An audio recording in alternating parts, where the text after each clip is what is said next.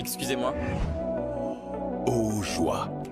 Des insultes arrivaient par vagues dans son esprit. Allez-y, asseyez-vous. Monsieur, Burger. Excusez-moi, est-ce qu'il vient de dire que son nom de famille est Burger? Oh, j'y crois pas, est-ce qu'on te sert avec des frites? Ton deuxième prénom c'est Cheese?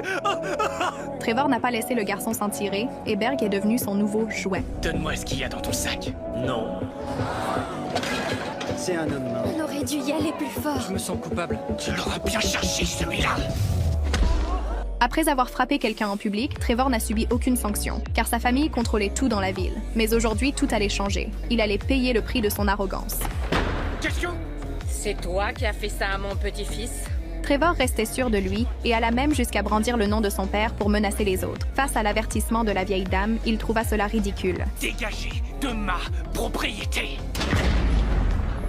Voyant qu'il ne montrait aucun remords, le regard de la vieille femme devint instantanément glacial. Elle récita une ancienne incantation. Aussitôt, une force mystérieuse enveloppa toute la ville. Pour la première fois de sa vie, Trevor ressentit une peur venue du plus profond de son être. Pendant ce temps, le père de Trevor entrait dans une violente colère à la maison. Il pensait que la grand-mère de Berg cherchait délibérément à le provoquer. Malgré les tentatives d'apaisement de son épouse, il se montra encore plus agressif. Dis-lui ce qui t'arrive quand tu es moins agressif. Je me fais piétiner. Piétiner, Kendra. Dans notre monde, si ce n'est pas toi qui portes la botte, tu te retrouves en dessous.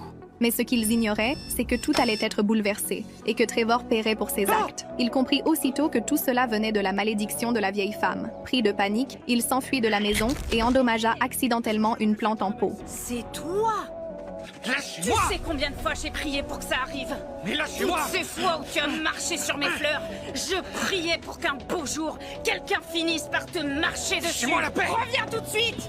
Trevor ne put que fuir piteusement. Il n'avait plus rien de son arrogance passée, et de plus en plus de personnes qui l'avaient maltraité apparurent derrière lui. Il courut jusqu'à l'école, espérant trouver refuge auprès de Berg, mais ce n'était que le début du cauchemar. C'est Trevor Larkin! Quoi? Non, je comprends pas ce qui C'est fait dire ça. Trevor Larkin! Tu m'as explosé le nez! T'as fait renvoyer ma mère! Tu nous as fait expulser! Pas si vite. Tu m'as manqué de respect. Tu m'as suspendu au-dessus des toilettes. 2 pour le prix d'un, Trevor. Je n'accepterai plus les Je insultes. n'accepterai plus d'avoir peur. Venez m'aider! Arrêtez! Si on fait ça, ça veut dire qu'on est aussi méchant que lui. Trevor ne cessait de supplier la vieille femme de lui pardonner, souhaitant redevenir comme avant, mais il était clair que ses crimes ne pouvaient être pardonnés.